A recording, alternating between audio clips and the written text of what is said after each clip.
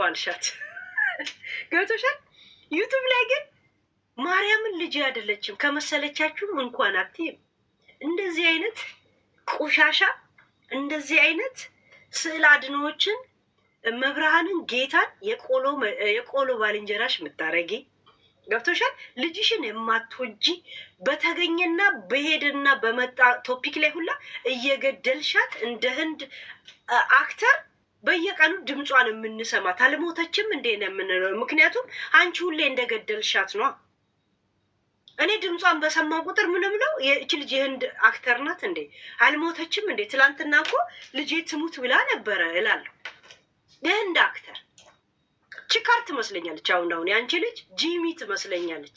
ጂሚ ሀጃ ሀጃሩ ሜሪካ ካኒን አንጃለዴ አከሉቡት ይላል የኛ እንትና እንደዛ ትመስለኛለች። አፏን ከፍታለች። አንዴ ልትፋባት አይደል? አንድ ጊዜ አያችሁ፣ አፏን ምራቅ መጥፊያ ናት። ክፈቺ ብያት አልነበረም? ከፈተች። አያችሁ፣ አፏን ከፍታለች አይደል? አፏን ከፍታለች። አየ፣ ክፈቺ ብያታለሁ። ኮምፒውተሩ ላጂና ክፈቺ ብያታለሁ አይደል? ያ ዋጩ። ይሄን ደግሞ አዝጂና ነኝ። ይሄን ደግሞ አድተሽ ነኝ። እሺ ቶሎ አጽዲና ተመለሽ። ዛሬ ብዙ ስራ አለብሽ። ያ አሉ እንስቶች ጋር ሚዲያ ላይ ካሉ ጋለሞታ ብለን ከምንጠራቸው ሴቶች ጋር የነበረ ወይም ደግሞ የጀመርከው ያዋት ጋይስ በሷ ቤት እኮ ተረጋግታ ቆንጆ ንግግር ለትልቅ ሰው ለጊፍተር እያደረገች ነው። ትልቅ ሰው ሳይሆን ጊፍተር እያደረገች ነው። እና እኛ ያንተ ትልቁ ጥፋት ሚዲያ ላይ ጋለሞታ ብለን የምንጠራቸው ሴቶች ጋር መገኘት ነው። እዚህ ጋር ከረባት ብታረጊበት ጥሩ ነበር። ሱፉን ለብሰሻል። ዝም ብለሽ ገመድን ቢሆን ብታንጠለጥኝ ጥሩ ነበር። ለሴረው መሆን ይሁን። ጋለሞታ ማለት ትርጉሙን ታውቃለሽ? ጋለሞታ ማለት አግብታ የፈታች ማለት ነው። ዛት ሚንስ አንቺም ጋለሞታ ነሽ፣ ሌላ ነገር አይደለም። ገብቶሻል? ያ ጋለሞታ ማለት አግብቶ የፈታ ማለት ነው። የፈታች ሴት ማለት ነው፣ ሌላ ነገር አይደለም። ባለትዳር ነሽ። ፎቶው ራሱ እኮ ትልቅ ፎቶ ነበር። ሰውየው ሲወጣ ራሱ ግማሽ ጎኑ ተቆርጦ ሶፋ ስር ወደቀ እንኮ ፎቶሽ ራሱ ቬሎ ብቻ ቀረ። ሙሽራ የቀረ ፎቶ የአበባ ዘፈን ሙሽራ የቀረ። ጋለሞታ ማለት አግብታ የፈታች ሴት ብቻ ማለት ነው። እሺ ሌላ ነገር አይደለም። እሺ እኛ ጋለሞታ ብለን የምንጠራቸው በእኛ ቤት አጠራር ምናምን ብለሽ አንቺም ጭንቅላት ኖሮሽ አመንጭተሽ ቃላቶን ለዙሉኑ ለዙቢ እያስረዳሽው ነው አይደል? አንቺም ጋለሞታ ነሽ፣ እኔም ጋለሞታ ነኝ፣ እንትናም ጋለሞታ ናት፣ ሁሉም ጋለሞታ ነው ማለት የሆነ ክብር በሌለው ቋንቋ ነው የሚመስለኝ። እኔ ደስ አይለኝም። ዝም ብሎ ቃሉ ይከብዳል እንጂ ትርጉሙ ግን አግብታ የፈታች ሴት ማለት ነው። አግብታ ፈታ ብቻዋን እየኖረች ያለች ሴት ጋለሞታ ትባላለች። ያ ዛት ሴት ሌላ ነገር አይደለም። ዛት ሚንስ አንቺም እዛ ውስጥ ነሽ። ያ ራስሽን ነው እያልሽ ስድብ ከመሰለሽ ይዋር ከአንቺም ነው ሰውየውን እየጠበቀ ነው የነበረው ማለት ነው። እሱ ደግሞ ፈረስ ሞታ ይባላል። ለወንድ ፈረስ ሞታ፣ ለሴት ጋለ ሞታ። ጋለ ማለት ግመል ማለት ነው በነገራችን ላይ በኦሮመኛ እና ለሱ ለሴት ጋለ ሞታ ነው፣ ለወንድ ፈረስ ሞታ ይባላል። ፈረስ ሞታ ያው ነው አግብቶ የፈታ ሌላ ነገር አይደለም። ለዛውም የሱ ግን አግብቶም አልፈታ ገና ፕሮሰስ ላይ ነው። ገና እንትን አላሉ ሌላ ነገር አይደለም። የተገባ ግንኙነት ነው ዛሬ ያንተን ስም እንደዚህ እንድንዘባበትበት ያደረገኝ። ነገር ግን ደግሞ ይህን ሁሉ ተናግረ ይህን ቪዲዮን ሳየው ደግሞ አንድ የተሰማኝና ድምጿ ግን የተዘጋው ትዝ አላችሁ ገስ ባለፈው ስለ እኔ ብቻ ለፈለፈች እተተተተ ወየየየየለች አለ እንደ ሄለን ጮክ ብዬ ላውራ ነው እኮ። ከዛ ሰው በአንድ ሌሊት ለዛም 24 ሰዓት ሳይሞላል በ18 ሰዓት ድምፁ ተዘግቶ የሚመጣ ሰው አለ። ጉንፋን እኮ በጊዜ ውስጥ ነው ድምጻችሁን እየዘጋ የሚመጣው አይደል? በአንድ ሌሊት ድምፁ የሚዘጋ ሰው አይታችሁ ታውቃላችሁ? ስትመጣ ድምጿ ተዘግቶ መጣች። አላቅምሽ ነዋ። ልክ አላቅሞ አንበሳ ሌለን ወርቅዬ አውርዳ 3 ቀን ነው 4 ቀን ኮማ ውስጥ ውላ እንደመጣችሁ ሁሉን ነገር ረሳችሁ እኮ። ዶክተር ያደረገላት ምንድነው? አንበሳ ማውረዷን የምትረሳ መድኃኒት ወቅቷት ነው የመጣችሁ። በነገራችን ላይ ያንን አንበሳ እንዳወረደች አሁንም ካስታወሰች ኮማ ውስጥ ትገባለች። አሁን ስለ አንበሳ ብጠይቋት የቱ አንበሳ ነው የምትለው? ምክንያቱም የመርሳት በሽታ የመርሳት መድኃኒት ወቅቷታል። ተወቅታ ነው የወጣችው። እንድትረሳ ግዴታ ለጤናው አስፈላጊ ስለሆነ 2 አንበሳውን ከአይምሯ ሙልጭ አድርጎ በስሪንጋ አውጥቶ ነው የለቀቃት እንጂ እና በዛ እንጀቷ ደግሞ መታ እንዲህ ይልን ጨዋሉ አለች። እኔ ልምዴ ነው የሀረር ልጅ ነኝ። እንደዛ ነን እኛ ስናወራ። ከ10ኛ ፎቅ ላይ እንትና ነይና ቡና ጠጪ ናንቃም ብለን የምንጠራራ ሰዎች ነን። እና እኔ ማንነቴ ነው እንደሱ አወራለሁ ብለሽ ገና እመጣበታለሁ ያንን ቶፒክ። በነገራችን ላይ ቶፒክ ሲጠርብኝ እመጣብሻለሁ። ካቆምኩበት ደቂቃ ነው የሚሄደው። በነገራችን ላይ ያ አሁን በጣም ቶፒክ በቶፒክ በሽ ነኝ እና ለዛ ነው ኤኒታይም ለእኔ ማለት እኔ ጥቃቅና አነስተኛ ሴተኛ ዳሬ ነሽ። ኤኒታይም አይ ፒክ ዩ ፒክ አደርግሻለሁ። ያ አይ ፒክ ዩ ያ እና በሁለተኛው ቀን ልሳንሽ ተዘጋ። አሁን ደግሞ በርሽ ነው የሚዘጋብሽ። እኔን እየተከተልሽ ቤታን እየተከተልሽ አንቺ ቂሊንጦ ባትገቢ ሸርጥ ግቢ። ሸርጥ እገባልሻለሁ። ትገቢያለሽ ነው የምልሽ። የእውነት ትገቢያለሽ። የእውነት በጣም ነው የማስገባሽ። ያ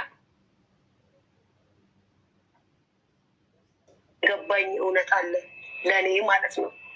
እንደዚህ ምለው ትላንትና በልጆቹ በነፍሱን ይማር በልጁ ጉዳይ እቺ ነጭ አይጥ ወይም ነጭ ቅማል የምትናገረው ንግግር አትሰሚኝማል። ለምን ትሰሚኛለሽ?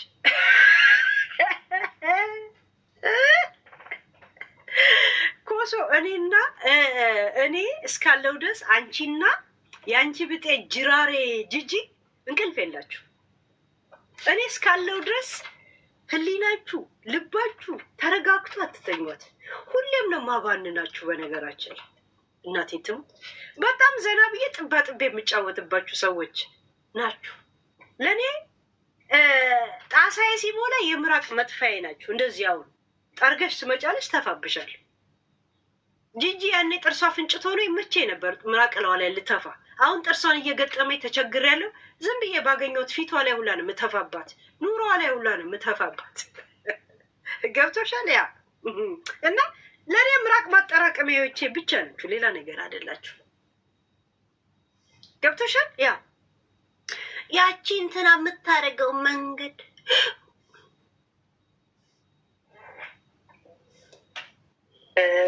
አይደለም ወልዶ ልጁን ላጣ ቤተሰብ ቀርጦ አይደለም ማለት ነው።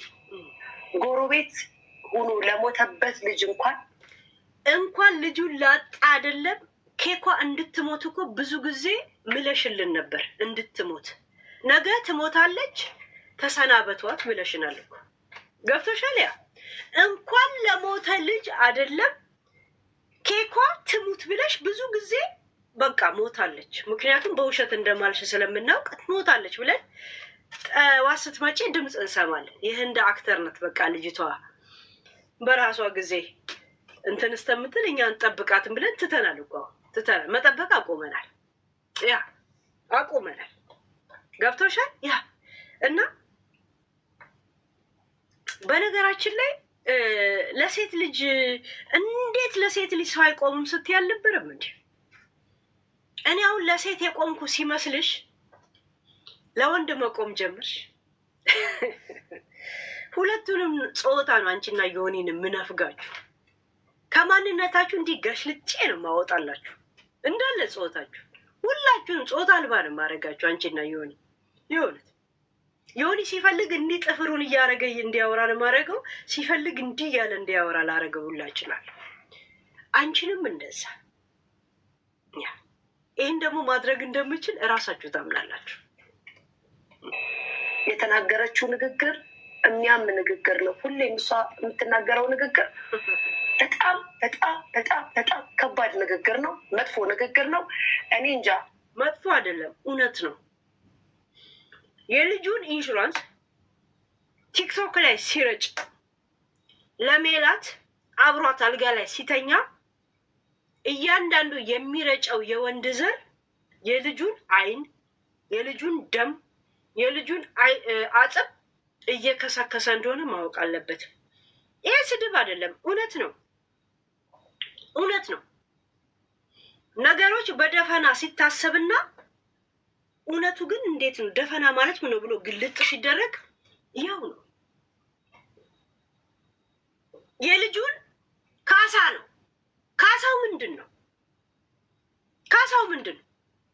ካሳው ሞቶ ነው አይደል? ሰው ሲሞት ምንድን ነው የሚሆነው? አይኑ ይፈርሳል፣ ሰውነቱ ይፈርሳል። ምን ይላል አይደል? በቃ ይሄ ማለት ነው እኮ ያ ካሳ ብሎ እንዲሽፍንፍን የሚደረገውን እንደ ውስጡ ለቄስ እንዲህ በታትኜ የእውነት ካሳ ማለት ምን ማለት ነው? የልጅ ሞት ነው። ሞት ምን ማለት ነው? አፈር ውስጥ መቀበር ነው። ከአፈር ውስጥ መቀበር ምን ይሆናል? ሰውነትን ይሟሸሻል፣ አይን ይፈርሳል።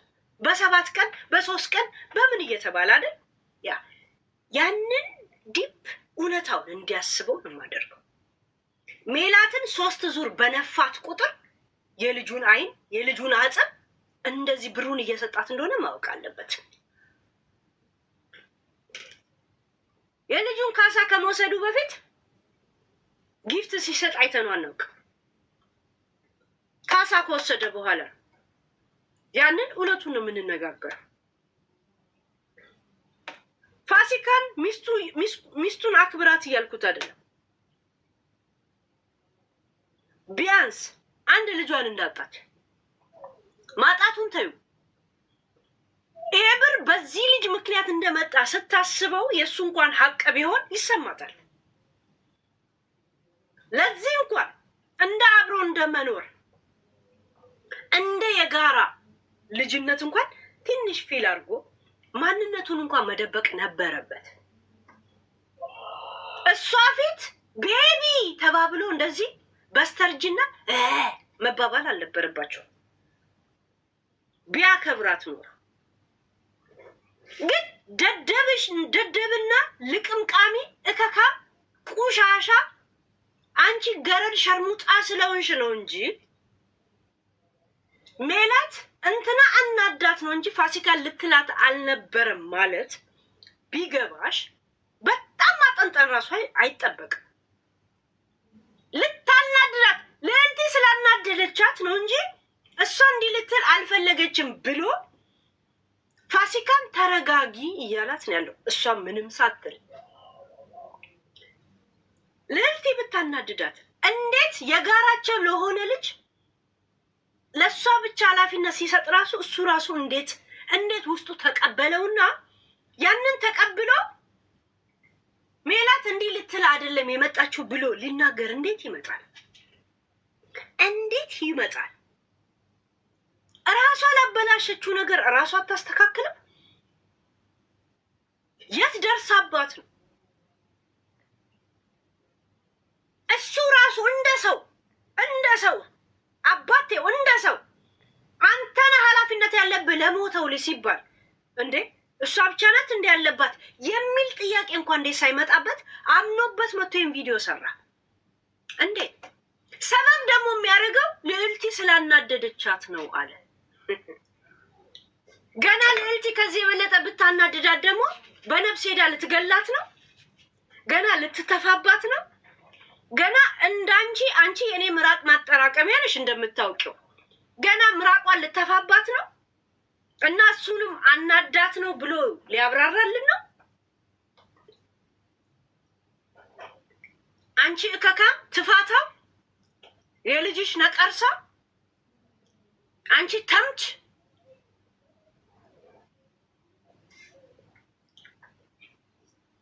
ጥሩ ጎበዝ ምናምን ብላችሁ የምትሉት ምናልባት አይሮ ነው። እናንተም እንደሱ አይነት ሴት ትሆናላችሁ። ግን እውነታው ትክክል እንዴት ነው? የሰው ልጅ የሞተውን ልጁን እያስታወስከው ልጅክ አይኑ ሲፈስ ያንን ብር አውጥተክ ለእንትና ገንዘብ ቤት ገዛ እያልክ የምታወራው ምን አይነት ህሊና ሲኖር ነው? መሞቱን ልታስታውሰው ትችላለህ። እኔማ እሱ እንዲያስታውስ ነው እኮ ስራዬ። ስለረሳ ነው ከን ነገር ያደረገው።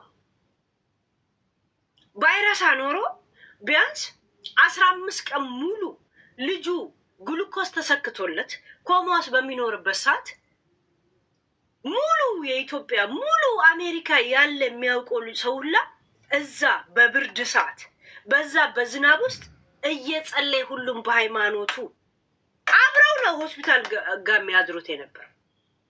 ያን ሁላ ረስቶ የልጁን ህይወት ረስቶ እንደዚህ በነፃነት እኔ ያለሁልሽ አንቺ ቂጥሽን ብቻ ወዛውዢ እያለ ይሄ ሳምባ የሚያክል አፍንጫውን እንዲህ ያደረገ አይመጣም ነበር ለማሽተት ቂጥ። ገብቶሻል? ያንን ሲረሳ እኔ አስታውሰዋለሁ። እንዲያስታውስ ያለሽ እንዲያስታውስ ነው እንጂ እኮ ነው የምነግረው።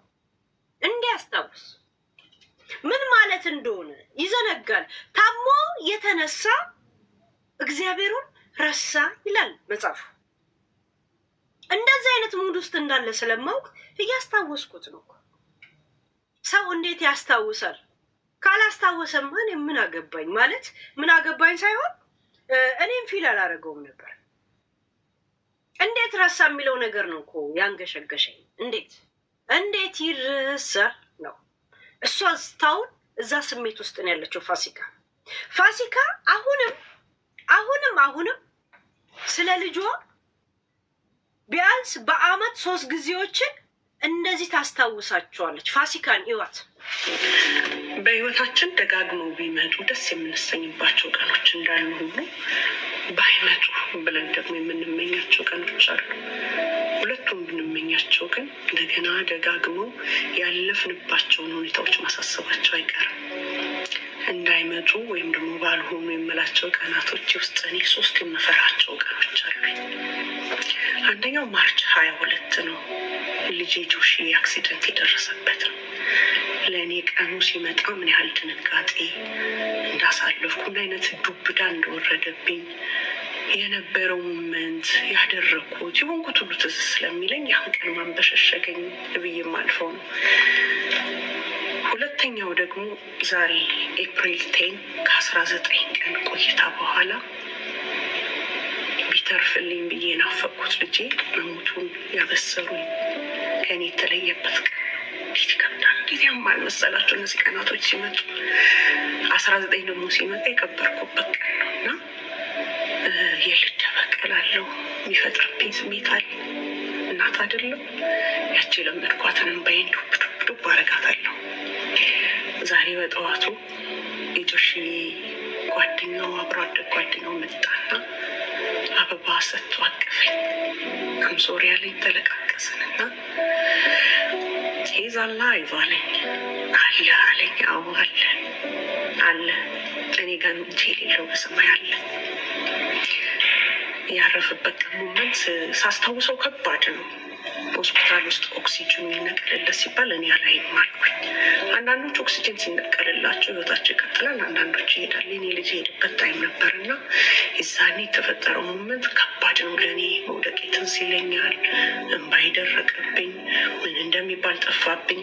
ህልም መሰለኝ።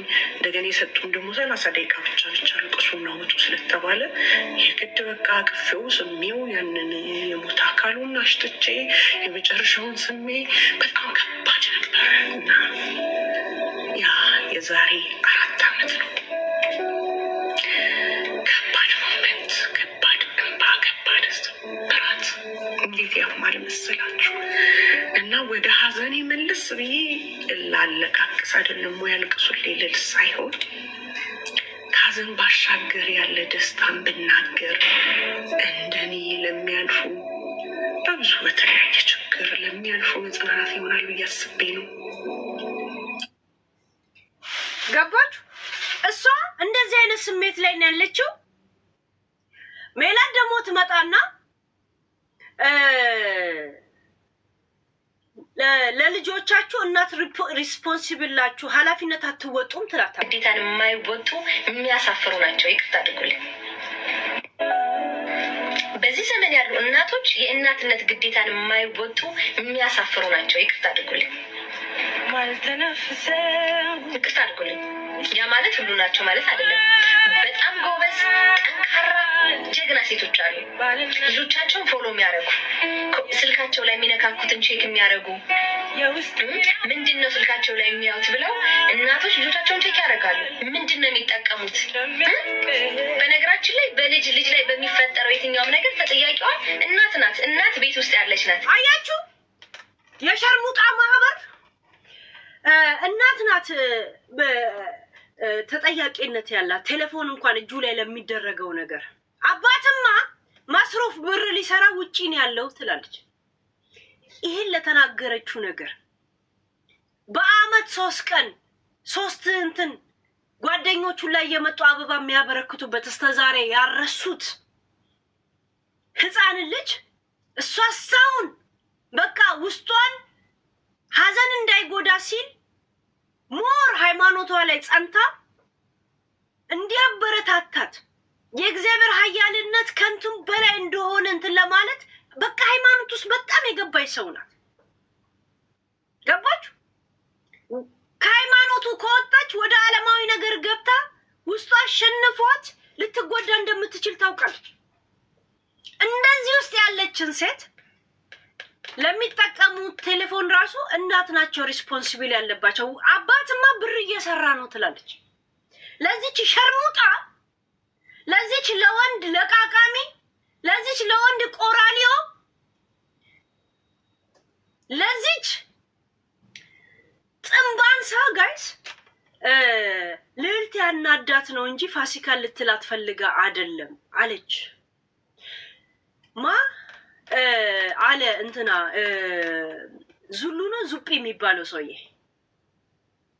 ገባችሁ? ዙጲ ለዲፌንድ እሷን ስላረገ ኮሶ ደግሞ እየደገፈችው ነው እሱን። በጣም ለካ እንደዚህ አይነት ክብር ነበረ አለማወቄ ነው አለችው። የታውቀዋለሁ ነው የስሙን አሁን ያወቅኩት። ግብስ ዙጲውን ዙሉ ነው ዙጢ ነው የምትሉት? የታባቱ ነው ቁሻሻ። አባትማ ውጭ ሰርቶ ነው የሚያመጣው። እናት ግን ልጇ ኮምፒውተር ላይ ምንድን ነው የሚያየው? ፊልም ነው የሚያየው፣ የብልግና ቪዲዮ ነው የሚመለከተው፣ ጌም ነው የሚጫወተው። የእናት ግዴታ ነው፣ የእናት ግዴታ ነው። አያችሁ፣ አባትማ ውጪ ብር ለመስራት ውጪ ነው ያለው። የእናት ግዴታ ነው። እንግዲህ ውጪ ሀገር ቁጭ ብላ እናትም አባትም የሚሰራበት ሀገር ቁጭ ብላ ግዴታውን ኃላፊነቱ ምኑን የሚሰጠው ለማን ነው? ለእናት። አባትማ ዘንድሮም እንደ ሀረር ወይ እንዳወዳይ ነው ማስሩፍ ያመጣል። ይሄንን አወኩ ብላ ነው የምታወራው። አወኩ ብላ ጀርመን ከመጣች ካምፕ ነበረች። ከካምፕ አሁን እንደምንም ተላልሳ የወንድ ዕቃ ጠብታም የወዳደቀ የወንድ ዕቃ ገጣጥማ ምን ብላ እቺ የወንድ ዕቃ ቦሎ ሰሪ እቺ የወንድ ዕቃ ጋራዥ የወዳደቁ የጦላለጉ ጊዜያቸው ያለፈባቸው የወንድ ዕቃ ሁላ እያነሳች የሁለት የወንድ ዕቃ ላይ የገጣጠመች ስራ እንዲጀምር እያደረገች የምትደራደር ጥንብ አንሳት የትዮ ውጭ ሀገር ሰርታ ስለማታውቅ ስለ ውጭ ሀገር አታውቅ። እርሟ ስራ ሲጀምር ዙጲና ዙሉን ጠበሰችና ሀገር ልብስ ቤት ከፈተች። ከቻይና ሄዳ የቻይና የሀገር ልብስ ቤት የኢትዮጵያ የባህል ልብስ ብላ ትሸጥላለች።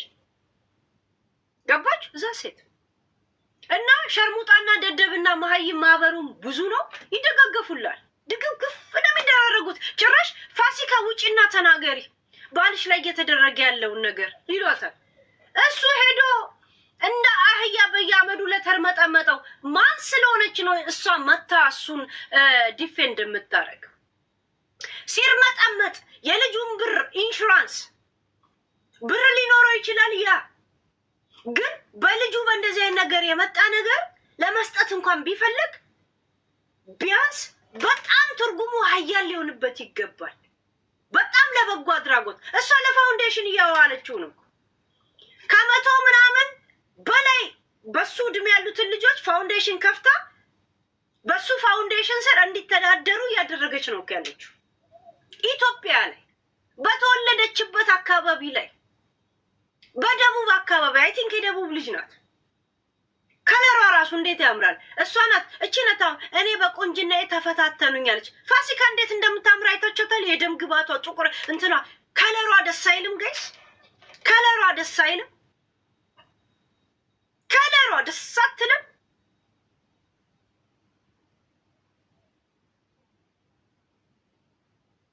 ለሰው እንኳን መስጠት ፈልገ እንዴት እንደመጣ ሰዎች ሚዲያ ላይ ስለሚያውቁት እሱም ራሱ አስቦት መቆጠብ ነበረበት። እንደገና ደግሞ ማድረግ አለብኝ ካለ በብሔር ስም መንቀሳቀስ ይችል ነበር። ገባችሁ? በእንደዚህ አይነት መንገድ እሷን ውስጧን ልቧን እየተጫነ ምን እያለ ከ20 ዓመት በላይ አብሮ የኖሩ ባለትዳር እሷን አከብራታለሁ አይልም። ፊት ለፊት ላይ ቤቢ ኦኬ ናይ ህቤ ይባሉልሃል እዚህ ጋር። እንደገና ደግሞ ለሞተው ልጅ አንቺ ነሽ ተጠያቂ ያለብሽ፣ ሙሉ ሪስፖንሲቢሊቲ ወንድማ መስሩፍ እያመጣ ነው ትላታለች። ለዛ ደግሞ ዲፌንድ ሊያደርጋት ተናዳ ነው እንጂ እሷን ልትላት ፈልጋ አይደለም ያለቻ ሴትዮ መታ አትናገርም እንደ ይቅርታ አትልም። እሷን ብቻ ህዝብና ይቅርታ ማለት ያለባት። ለዚህ ለተወሰዋው ልጅ እኛም ሪስፖንሲቢሊቲ ያለብን፣ ምክንያቱም እኛም ተምረንበታል። ከዚህ ነገር ስለተማርንበት ውለት አለብን። ያ ማለት ሪስፖንሲቢሊቲ ያለብን ማለት ሞት የላከው እንትን አይፈራም። ይሄ አገጭ አፍንጫ እኔ ወዳታለሁ ፋሲካ ወዳታ በአንተ ቤት አሁን መደለል ነው አይደል? ድልል ማለት ነው። ክብር አለው ነው በአንተ ቤት። ገባችሁ? ልጅን ኮንትሮል የማድረግ ልጇን የመቆጣጠር ቤት ውስጥ ልጇ ምንድን ነው የሚያደርገው? ምን እንደሚሰራው ጌም እየተጫወተ ነው? አያጠናም? አያነብም? ወይስ በዚህ በዘመኑ በሚያስፈልገው በዚህ በመጥፎ ነገር ልጅ ተለክፎብኝ ይሆን? ልጅ ይህንን ቪዲዮ ተመልክቶ ይሆን ብላ ቼክ ማድረግ ያለባት እናት ናት እንጂ አባት አይደለም። አባትማ በስራ የቤቱን ቀዳዳ ምግቡን አያችሁ። ልጄ በመጥፎ ነገር ተለክፎብኝ ይሆን በምን ብሎ ቼክ ማድረግ ያለባት እናት ናት። አባትማ በስራ ተጠምዶ የሚበላና የሚጠጣ ለመግዛት እየተዟዟረ ነው። ገባችሁ?